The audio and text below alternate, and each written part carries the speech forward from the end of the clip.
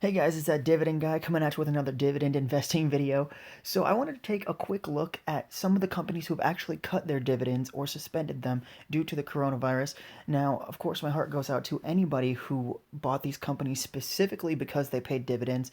But this will be a good learning video for somebody who's maybe looking to get into, dividend investing and kind of steer them away from those companies that might have those double-digit yields or those high yields that a lot of people chase, and the company is not actually financially healthy enough to pay those. So a lot of the companies that I look into are the companies that have paid dividends through times like this, and I specifically chose those companies due to the financial health and the free cash flow that they generate every single year. So some of these companies, I'm not going to be surprised if they're, retail stores, if they are, the airlines, the casinos, um, or the cruise lines, because I know a lot of those cut. But I'm sure there's going to be a couple more that I'm surprised about. But that's what I'm expecting to see in this list of 24 stocks that cut their dividends. So I'm just going to go over the stocks that did it, not the entire article, because it's huge, because obviously it's 24 companies. So we're just going to scroll through real quick and see who cut dividends. So first of all, this is just explaining the pandemic and how it affected, um, and how it was like the recession. So let's take a look at some of the stocks that cut their dividends. So Wells Fargo, of course, I held Wells Fargo, and I cut it right when it announced that it was a rumor that it was cutting its dividend. It went from 52 cents down to 10 cents a share, and I do know that Capital One paid 40 cents and it cut down to 10 cents as well. So Wells Fargo had an 80% cut, and Capital One had like a 72% cut or something like that, which is crazy. So of course my heart goes out to anybody who held Wells Fargo. I did. I cut the stock out of my portfolio right as they cut the dividend. And personally, I invested in it because of the faulty accounts and the issues that the bank held with that, because I thought that would drag the stock down. I could buy it at a great price. Financially, it was healthy, but with the rates going down and whatnot, they actually regulated banks and said that they couldn't boost up their dividend.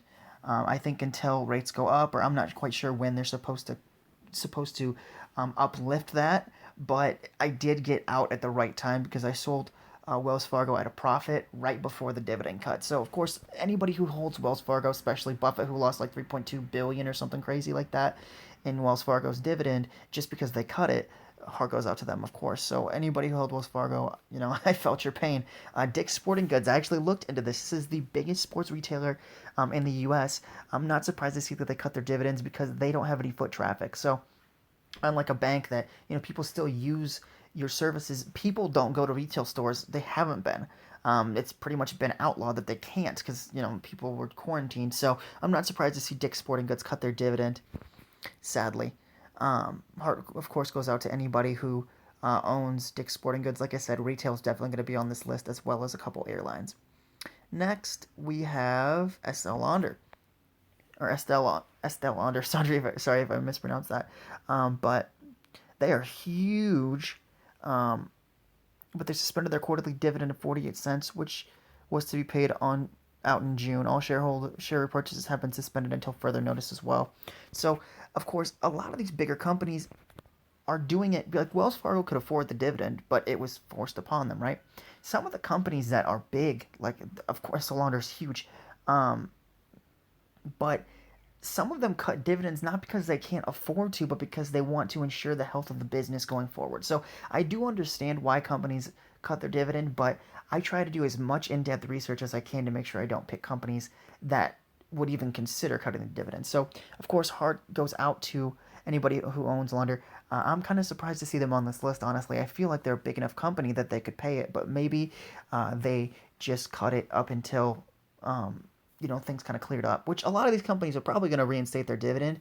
It does make sense why they would cut it now, because they don't know how long this is going to last. But of course, this is again kind of a retail thing, so I'm not surprised to see it there. But they are very financially stable. Gap, again, retail. I did see that they just had a deal with Kanye West, and his product line was sold specifically to Gap, or is going to be sold at Gap. But I'm not surprised to see them cut their dividend. They're not a huge name in the apparel world anymore. They used, like, Old Navy and Gap used to be bigger, but now they've kind of been overtaken by smaller or cheaper stores. And they're kind of in that middle ground where they don't make product enough that they can sell it at a peak price, but they're kind of too cheap to kind of go to. You know what I mean? They're kind of like in the middle there where it's like you kind of pay too much for what you get. But I mean, I still respect them. I think they're a great business. I just think that they haven't kept up with the times enough. But heart goes out to anybody who owned Gap. Like I said, retail, uh, cruises. I wouldn't be surprised to see casinos on this list too. But yeah, I'm not surprised to see. There we go. Of course, Carnival.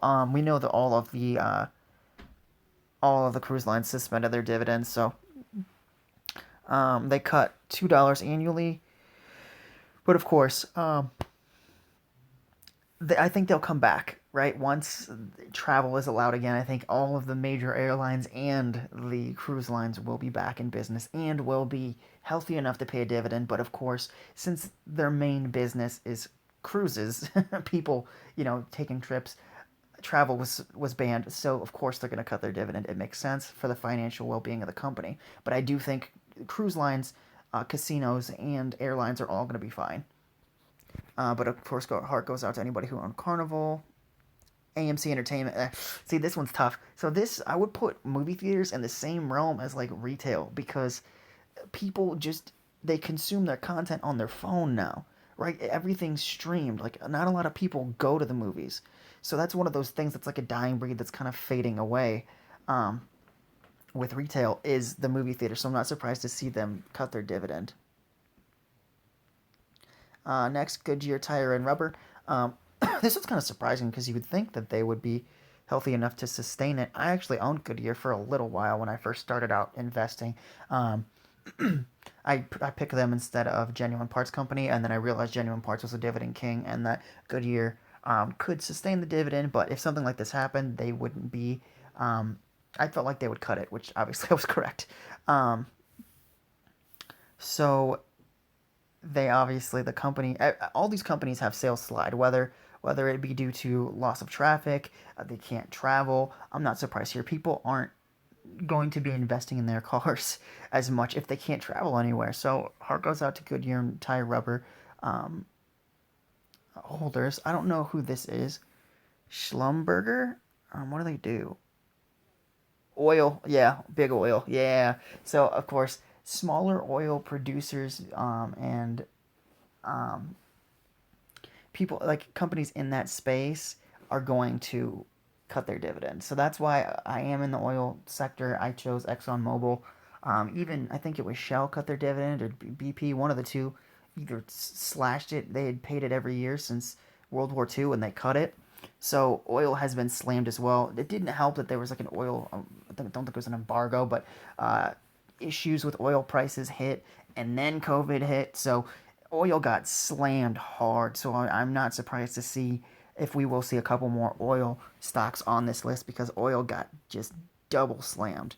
So I'm not surprised to see a smaller um, market cap in there. Yeah, jeez. Las Vegas Sands, of course, one of the biggest casinos, casino companies. I've owned them too, actually. Funny that I got out of these prior to the COVID or any of that coming out. But there's a few companies that I did own on this list. But of course, foot traffic is down, and retail, of course, it would be in casinos. People are very close knit together. You can't get a lot of space in casinos. Makes sense why they cut their dividend if they knew that COVID was going to depreciate their sales or depreciate the amount of people coming in spending money. It makes sense that they cut their dividend. But I have owned them before.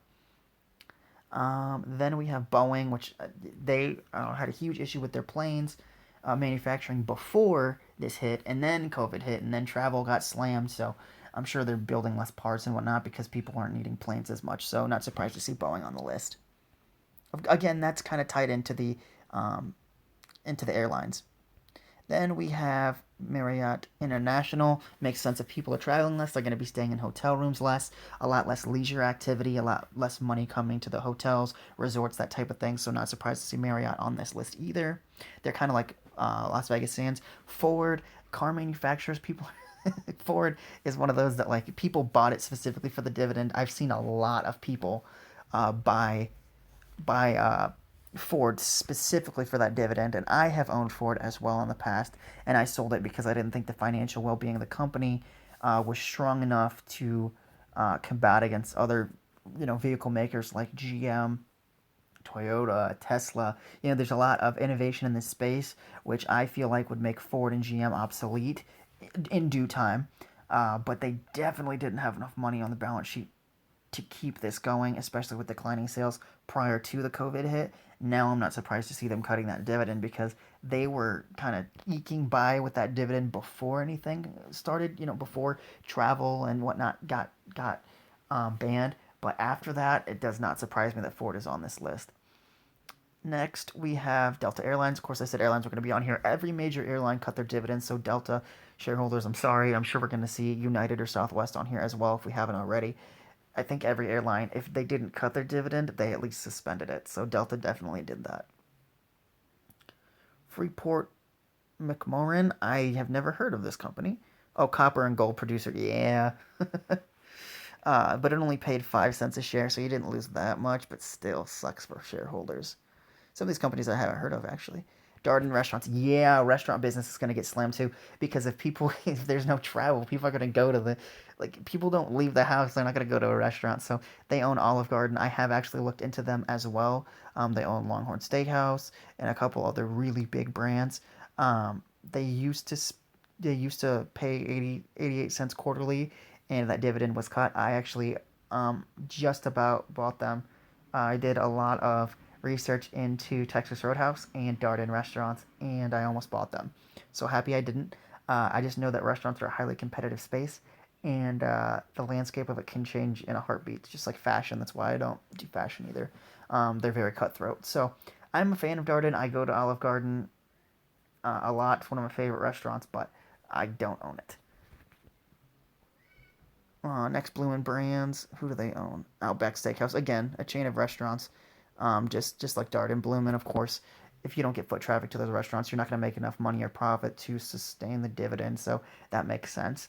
A lot of this seems like it's just companies were either barely scraping by or they had just enough to pay the dividend prior to the big cutback on travel and whatnot. So when COVID hit, a lot of these companies were barely sustaining their dividend or sustaining profitability at all. So once this hit, they got slammed and they had to cut it. So restaurants, I'm not surprised. Of course, BJ's restaurants. Yep. What do they own though? Known for their BJ's name change and their craft beer selection. Yeah, not surprised to see another restaurant on here that got slammed due to COVID.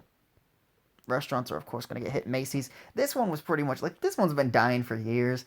I'm not surprised to see it on here. I of course looked into it a while ago, and just because the real estate that they had on the books was worth more than the company's market cap was, which I thought was crazy, but it wasn't enough to sway me to buy it because I didn't think that the dividend was sustainable. So of course, to people in malls are dying. So like if retail's going, then malls are gonna go. And Macy's, Sears, Yonkers, they were all big staples in the mall sector in that area, and they're all kind of dying off, which is sad.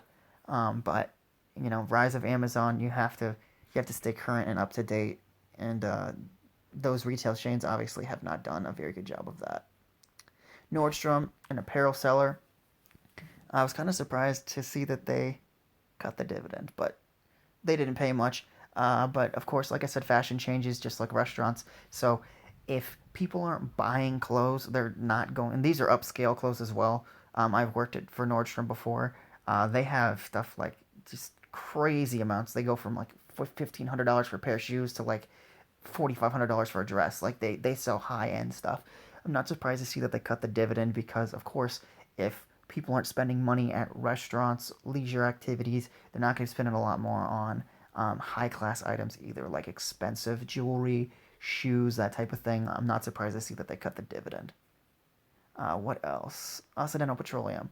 Yeah, Warren Buffett owns this one. I knew this one was going to cut. There was rumors it was going to cut. Again, oil industry got slammed right before COVID, so I was expecting cuts before COVID happened because of the oil price issues and the kind of back and forth that we had between other nations about it here in America. But then it got hit with COVID, so I'm not surprised to see a lot of the oil companies cut. That's why I picked big ones. Again, um, another oil um, cut its dividend by 37%. Yeah, Apache, not surprised to see that. Again, oil. Targa Resources, I don't even know who this is. Another energy stock. Yeah, so they cut as well. DCV Mainstream LP, yeah, the limited partnerships pay really well, but not if they're not producing anything. Um, Sad though.